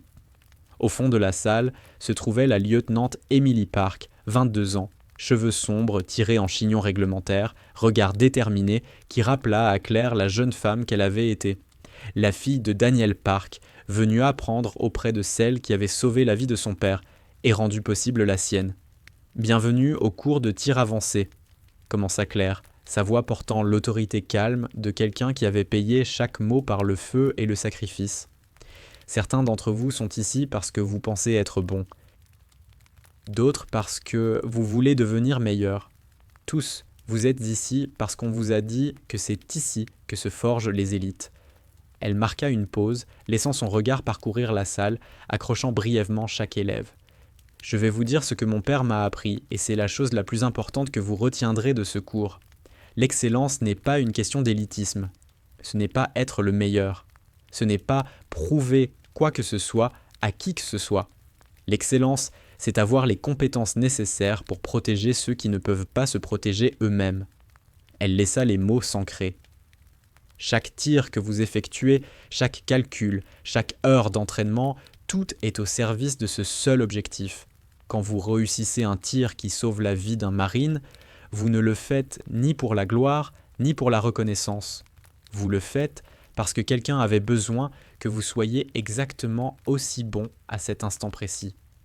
Une main se leva au milieu de la salle. La lieutenante Emily Park, qui avait manifestement hérité de la franchise et de la détermination de son père.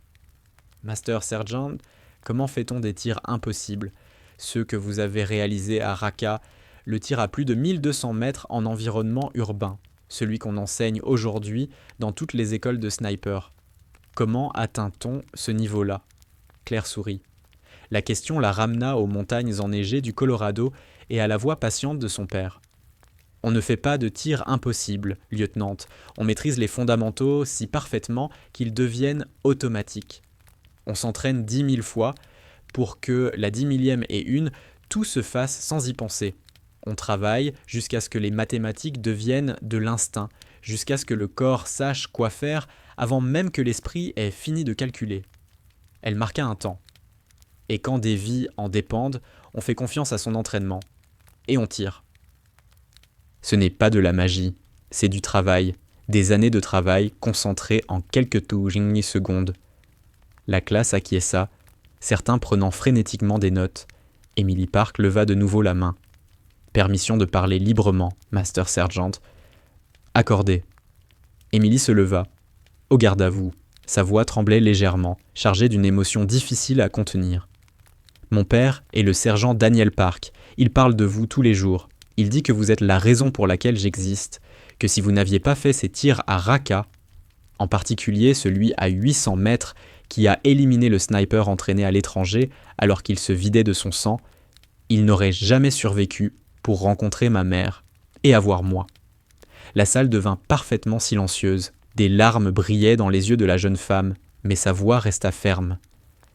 Il m'a aussi demandé de vous remettre ceci quand j'arriverai ici. Elle s'approcha et tendit à Claire une enveloppe scellée.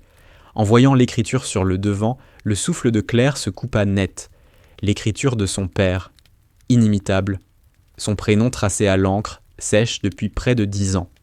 Ses mains tremblèrent lorsqu'elle l'ouvrit, consciente que 30 pères Dieu la regardaient, sentant toutes qu'elles assistaient à quelque chose d'important. À l'intérieur se trouvait une lettre, datée de 3 jours avant la mort de Robert Morgan, écrite avec le soin d'un homme qui savait que ces mots seraient peut-être les derniers adressés à sa fille. Claire, si tu lis ceci, c'est que tu es devenue l'enseignante que j'ai toujours su que tu serais.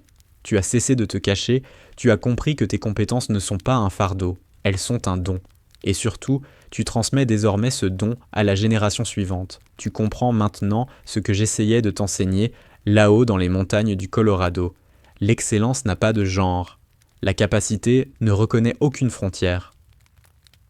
Les seules choses qui comptent sont la rencontre entre la compétence et le besoin, au moment précis où des vies sont en jeu, et le caractère nécessaire pour avancer quand ce moment arrive. Tu as prouvé les deux. La jeune marine qui te remet cette lettre, Emily Park, fille du caporal dont tu as sauvé la vie, est la preuve que tes tirs résonnent à travers le temps d'une manière que tu ne connaîtras jamais complètement. Chaque vie que tu sauves crée des ondes. Emily existe parce que tu as avancé. Les enfants qu'elle aura peut-être un jour existeront parce que tu as avancé. Voilà ce qu'est un héritage, Claire. Pas la célébrité, pas le grade, pas la reconnaissance, l'impact. Maintenant, apprends aux autres à prouver ce que tu as prouvé. Montre-leur que l'excellence prend toutes les formes, que la confiance silencieuse bat l'arrogance bruyante, que la personne la plus dangereuse dans une pièce est souvent celle que personne ne remarque. Je suis fier de toi, Claire. Je l'ai toujours été. Je le serai toujours. Le fantôme ne meurt jamais. Il passe simplement à la génération suivante. Reste Ghost, transmets-le. Papa. Claire replia soigneusement la lettre. Sa vision était brouillée par des larmes qu'elle ne chercha pas à retenir. Puis, elle leva les yeux vers sa classe. 30 jeunes combattants. 30 parcours encore vierges, tous attendant d'apprendre auprès de quelqu'un qui avait traversé le doute, la dissimulation, la peur et trouvé un sens. Mon père a écrit cette lettre en sachant qu'un jour, je me tiendrai ici, dit Claire, la voix stable malgré le tumulte dans sa poitrine. Sachant que j'arrêterais de me cacher pour commencer à transmettre. Il avait compris quelque chose qui m'a pris des années à accepter. Elle marqua une pause. Vos compétences n'ont de valeur que si vous êtes prêt à les utiliser quand elles comptent vraiment. Cacher l'excellence ne vous rend pas humble. Ça vous rend indisponible quand des gens ont besoin de vous.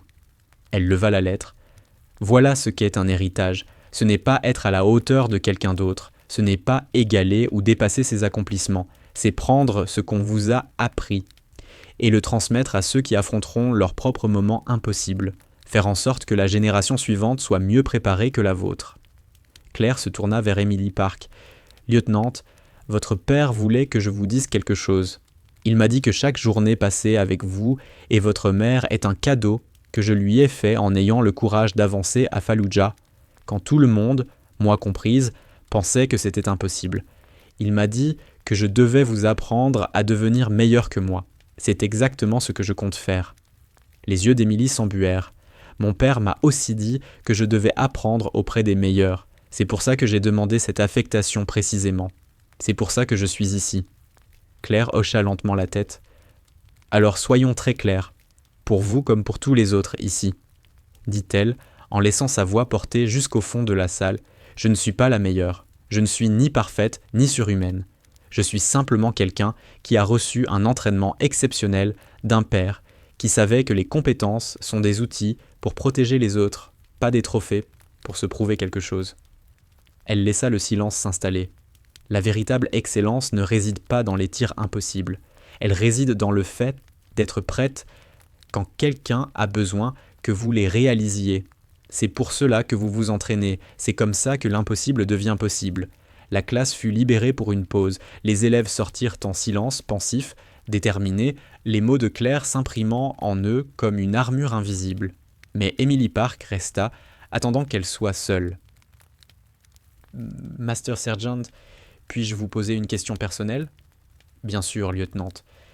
Mon père m'a dit que vous aviez caché vos capacités pendant 3 ans parce que vous ne vouliez pas vivre dans l'ombre de votre père, que vous vouliez gagner le respect en tant que Claire Morgan, pas comme la fille de Spectre. » Elle choisit ses mots avec soin. « Est-ce que vous regrettez ce choix ? Ces 3 années à vous cacher pendant que des gens comme le caporal Reynolds vous prenaient pour une incompétente. » Claire réfléchit vraiment. Elle repensa à la condescendance de Jake, à la protection maladroite mais sincère de Hale, aux années à être sous-estimée, ignorée, à la frustration, au doute, à la tentation constante de se révéler juste pour prouver qu'elle pouvait. « Non, » répondit-elle enfin, avec une certitude tranquille. « Je ne regrette pas, parce que lorsque j'ai arrêté de me cacher, ce n'était pas pour prouver quoi que ce soit à qui que ce soit.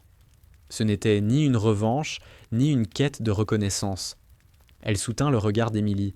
« C'était parce que des Marines avaient besoin que je sois à ce niveau-là, parce que ton père se vidait de son sang, parce qu'à cet instant précis, il fallait quelqu'un capable de faire ce tir. » Elle marqua une pause. « Et ça fait toute la différence.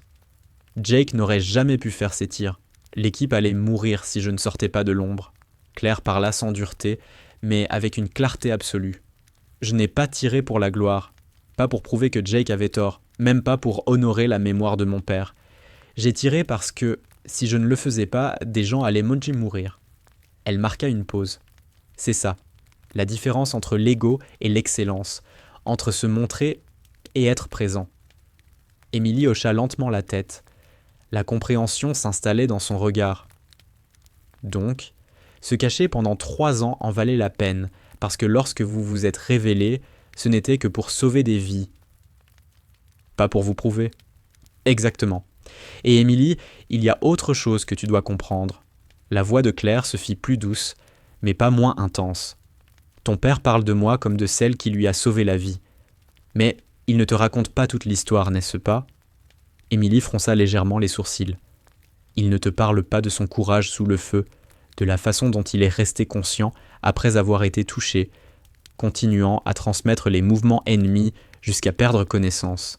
Il ne te parle pas de Ramirez, qui a risqué sa vie pour l'atteindre, ni de la cohésion de toute l'équipe pour l'amener jusqu'au Medvac. Claire inspira lentement. J'ai fait les tirs, oui, mais ce sont le courage de ton père et la solidité de son équipe qui lui ont réellement sauvé la vie. Je n'étais qu'une pièce d'un ensemble bien plus vaste. Émilie sourit, les larmes coulant librement à présent. Il me raconte cette partie aussi. Il dit que chacun a joué son rôle, mais il dit aussi que sans vos tirs, aucun de ce courage n'aurait suffi. Que vous avez rendu tout le reste possible. C'est ce que font les bonnes équipes, répondit Claire. Chacun a son rôle, chacun contribue. Elle se redressa légèrement. La leçon que je veux que tu retiennes, que je veux que tout le monde ici retienne, c'est que l'excellence sert l'équipe, pas l'individu. On ne développe pas ses compétences pour être le meilleur ou pour prouver quoi que ce soit. On les développe pour être prêt quand l'équipe a besoin de nous. Emily acquiesça avec gravité. Je comprends, Master Sergeant, et je vais essayer de vivre à la hauteur de ce standard. Claire sourit. Tu le fais déjà, lieutenante, en étant ici, en choisissant d'apprendre plutôt que de supposer que tu sais déjà. L'humilité, cette volonté d'être enseignée, c'est toujours là que l'excellence commence. Ce soir-là, Claire resta seule dans son bureau tandis que le soleil se couchait, baignant la pièce de teintes ambrées et dorées. La lettre de son père reposait sur le bureau, à côté de sa photographie. Elle pensa au chemin parcouru, du pas de tir balayé par le vent dans les montagnes du Colorado, jusqu'à cet instant, à la jeune fille qui avait caché ses dons pour échapper à un héritage qu'elle croyait impossible à égaler, et à la femme qui avait compris que l'héritage n'était ni une ombre à fuir, ni un sommet à atteindre. C'était quelque chose à poursuivre, à transformer, à transmettre. Son père avait eu raison, sur tout. La dissimulation, la révélation, l'enseignement. Il avait vu l'arc complet de sa vie et lui avait fait confiance pour en trouver le sens, à son rythme, selon ses propres choix, plus forte d'avoir parcouru le chemin seul. « Je t'ai rendu fier, papa », murmura-t-elle à la photographie. « Et je vais continuer. Chaque élève que je formerai, chaque vie qu'ils sauveront, chaque impossibilité qu'ils rendront possible, c'est ça, ton héritage. » Le téléphone de son bureau sonna.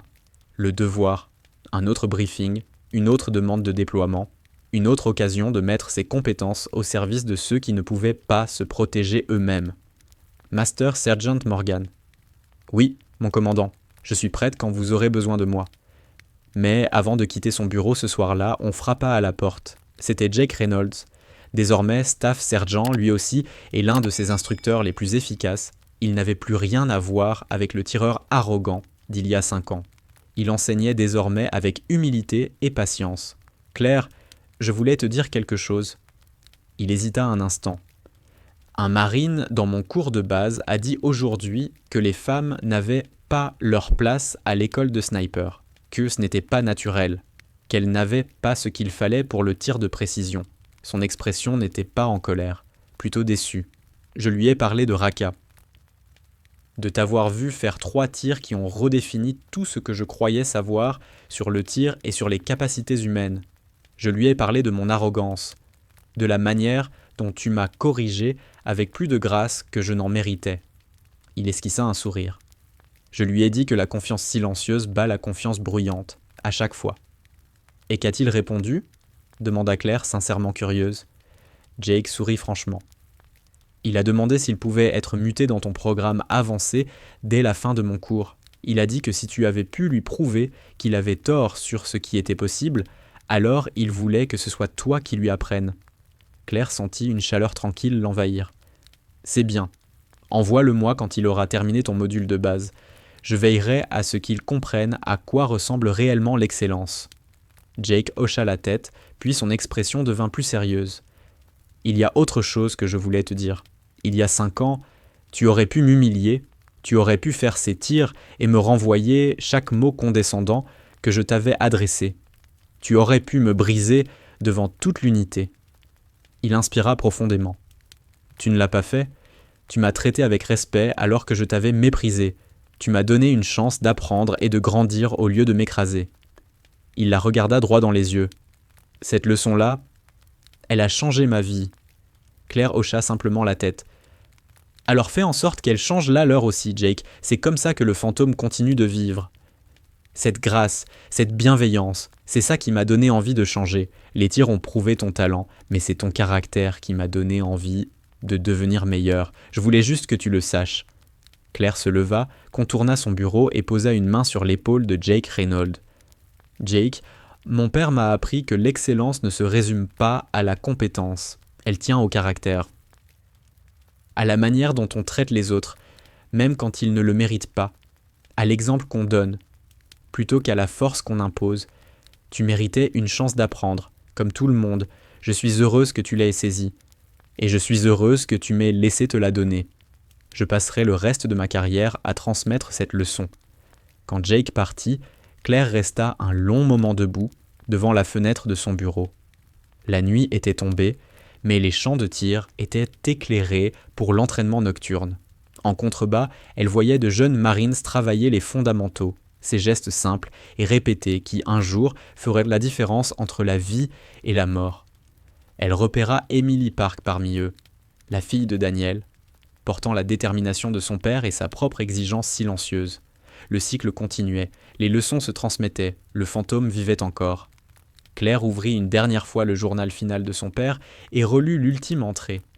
Ces mots sur les compétences trop précieuses pour rester cachées. Sa certitude que son chemin la ramènerait à ce qu'il lui avait appris. Sa conviction absolue qu'elle deviendrait exactement ce dont le corps des Marines aurait besoin. Il avait eu raison sur tout.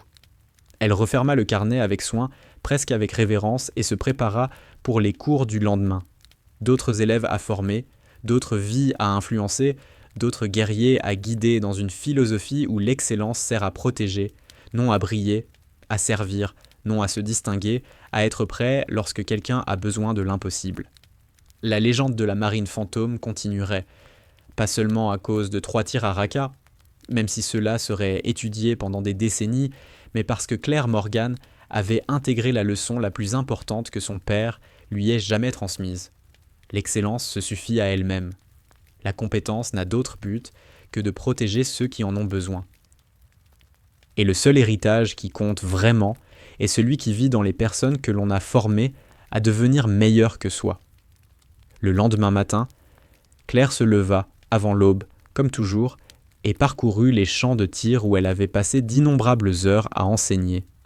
L'air était frais, immobile. Les cibles se dressaient au loin, silencieuses, attendant les leçons du jour. C'était sa cathédrale, l'endroit où les mathématiques et la philosophie devenaient des compétences qui sauvent des vies, où des spécialistes discrets devenaient des combattants, où les oubliés devenaient l'élite, où l'impossible devenait une routine maîtrisée. Son téléphone vibra.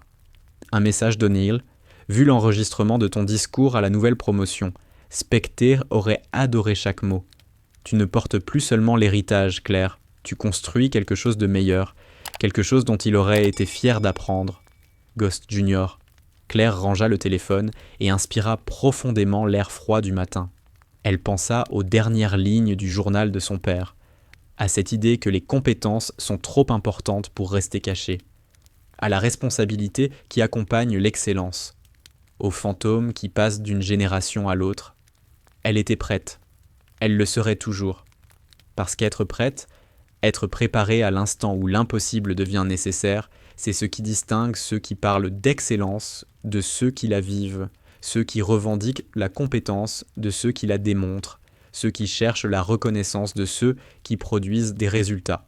La marine fantôme se tenait seule sur le champ de tir désert, tandis que le soleil perçait l'horizon, prête pour une nouvelle journée à transmettre le don que son père lui avait laissé, prête à former la prochaine génération de guerriers appelés à affronter leurs propres moments impossibles, prête à prouver encore et encore que l'excellence n'a pas de limite, sauf celle que l'on s'impose soi-même.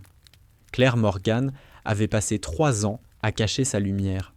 Elle passerait le reste de sa vie à apprendre aux autres à laisser briller la leur. Le fantôme ne meurt jamais, il passe simplement à la génération suivante, et la génération suivante était prête.